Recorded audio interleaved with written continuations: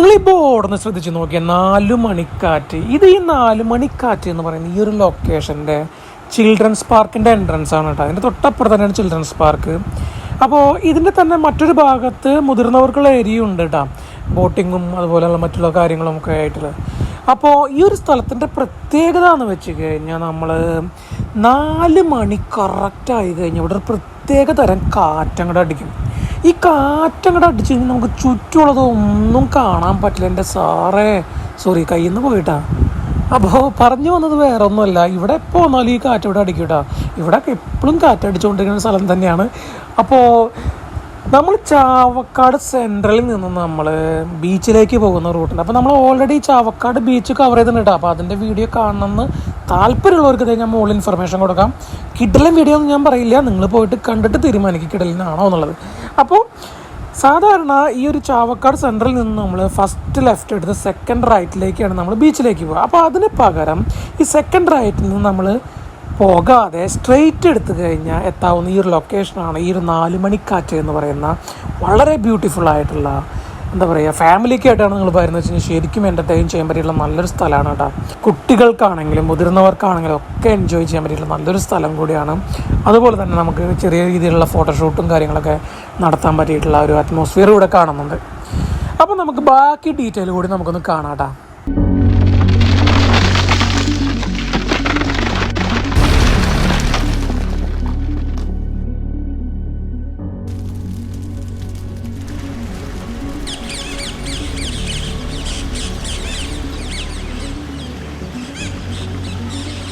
അങ്ങനെ നമ്മൾ കിഡ്സിൻ്റെ ആ ഒരു സെക്ഷനിൽ നിന്ന് നമ്മൾ കുറച്ചുകൂടി ഇങ്ങോട്ട് മുന്നോട്ട് യാത്ര ചെയ്യുമ്പോൾ കാണാൻ പറ്റുന്നതാണ് ഇതേ ഈ പിന്നിൽ കാണുന്ന മുതിർന്നവർക്കുള്ള ഹയാക്കിംഗ് എന്ന് പറയുന്ന ഈ ഒരു സെക്ഷൻ. അപ്പോൾ അതിൻ്റെ ഒരു എൻട്രൻസിലാണ് നമ്മൾ നിൽക്കുന്നത്.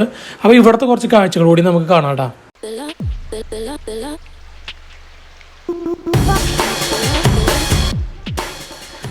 അപ്പോൾ ഈ പോകുന്ന വഴിയാണ് നമ്മുടെ ഹയാക്കിങ്ങിലേക്ക് പോകുന്ന വഴിയാണ് കേട്ടോ. അപ്പോൾ കുറച്ചങ്ങോട്ട് നടന്നെങ്കിൽ മാത്രമേ നമുക്ക് ആ ലൊക്കേഷനിൽ എത്താൻ പറ്റുള്ളൂ. അപ്പോൾ അവിടെ എത്തിയിട്ടുള്ള കാഴ്ചയോടെ നമുക്ക് കാണാം.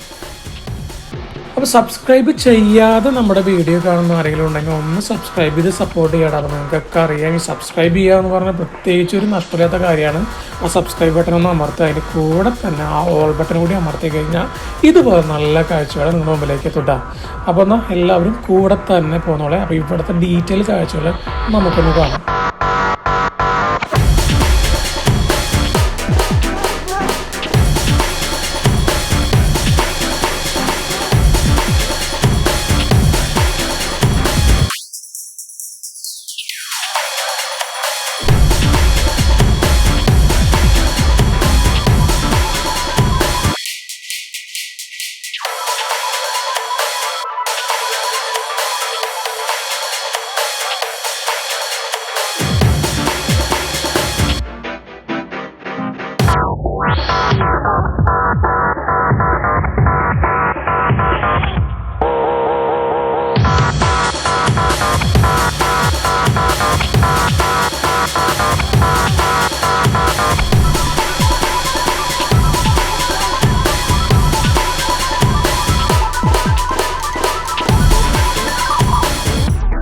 മുളകൾ കൊണ്ട് നിർമ്മിച്ചിട്ടുള്ള ഈ ഒരു ചെറിയ പാലം നമ്മൾ ക്രോസ് ചെയ്താൽ എത്താവുന്ന ഈ ഒരു സ്ഥലമാണ് കയാക്കിങ്ങിൻ്റെ ടിക്കറ്റ് കൗണ്ടർ എന്ന് വെച്ച് കഴിഞ്ഞാൽ.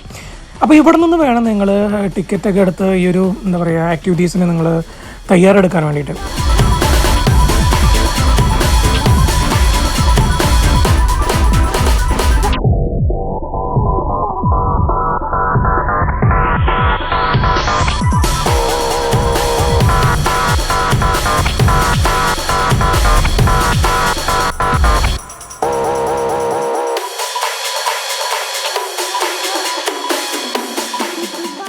ഇതൊക്കെയായിരുന്നു നമ്മുടെ നാലുമണിക്കാറ്റിലെ കാഴ്ചകൾ എന്ന് വെച്ച് കഴിഞ്ഞാൽ. അപ്പോൾ അതുപോലെ നമുക്ക് അതിൻ്റെ കുറച്ച് ഈ ഒരു ഏരിയയുടെ തന്നെ നമുക്ക് ഏരിയൽ ഷോട്ട് കൂടി ഒന്ന് കണ്ടു നോക്കിയാൽ അവിടെ എങ്ങനെ ഉണ്ട് എന്നുള്ളത്.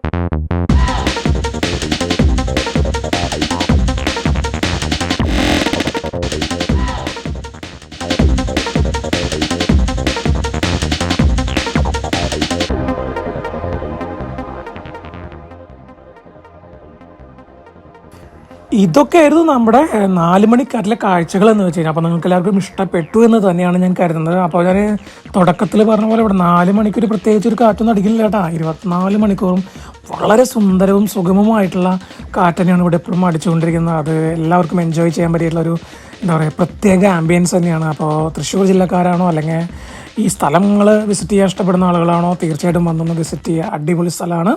അപ്പോൾ നമുക്ക് ഇതുപോലെ നല്ല കാഴ്ചകളുമായിട്ട് നമുക്ക് അടുത്ത എപ്പിസോഡ് കാണാം. അപ്പോൾ എല്ലാവരും ഈ പറഞ്ഞ പോലെ സേഫായിട്ട് തന്നെ ഇരിക്കട്ടെ. അപ്പോൾ നമുക്ക് അടുത്ത എപ്പിസോഡ് കാണാം. അപ്പോൾ ബൈ.